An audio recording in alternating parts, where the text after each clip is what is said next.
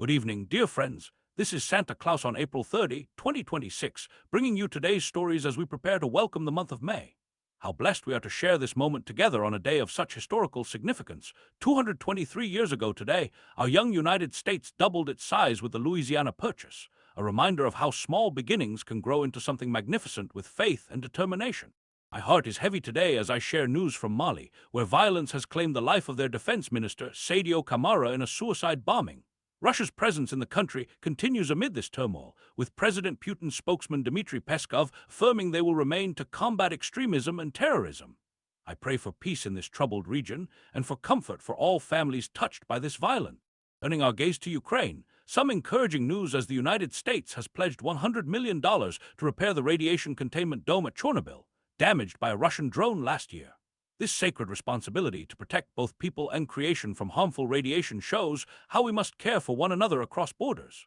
The 1986 accident reminds us of our duty as stewards of this beautiful world our Creator has entrusted to us.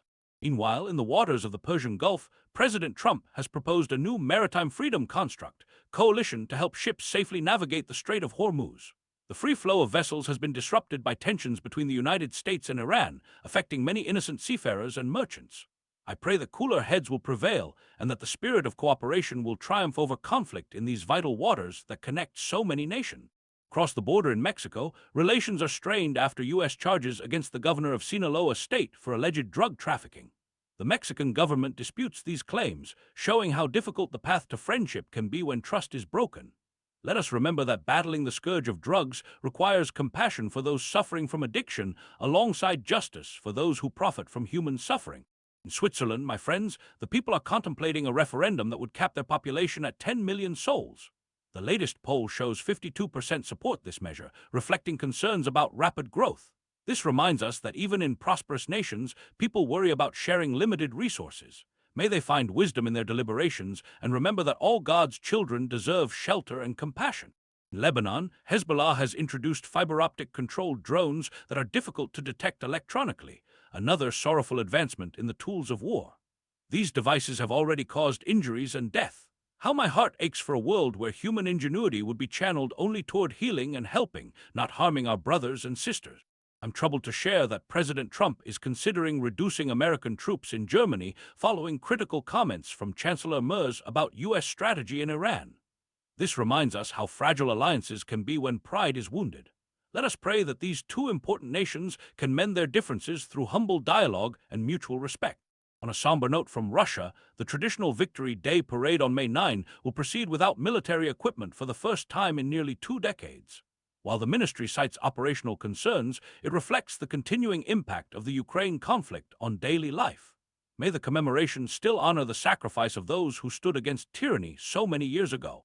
Across the Arabian Peninsula, tensions between the United Arab Emirates and Saudi Arabia have escalated with the UAE's decision to leave OPEC. Though framed as a response to the energy crisis caused by the Iran war, it reveals deeper competitive dynamics between these neighbors. May they remember that cooperation, not competition, brings the greatest blessings to their people. On a lighter note that warms my heart, 3 Austrian nuns in their 80s who previously made headlines by escaping their care home have now visited Rome and the Vatican. Sisters Rita, Bernadette, and Regina joined thousands at St. Peter's Square. Their spirited journey shows that adventure and faith know no age limits. Ho, ho, ho! Their determination reminds us all to follow our hearts, even when others may not understand. Finally, in a story that shows how every creature is precious, an Indian tycoon named Anand Ambani has offered to relocate Pablo Escobar's hippos from Colombia to his wildlife sanctuary in India. These animals, now numbering around 200, were facing potential culling as they've become an invasive species threatening local ecosystems.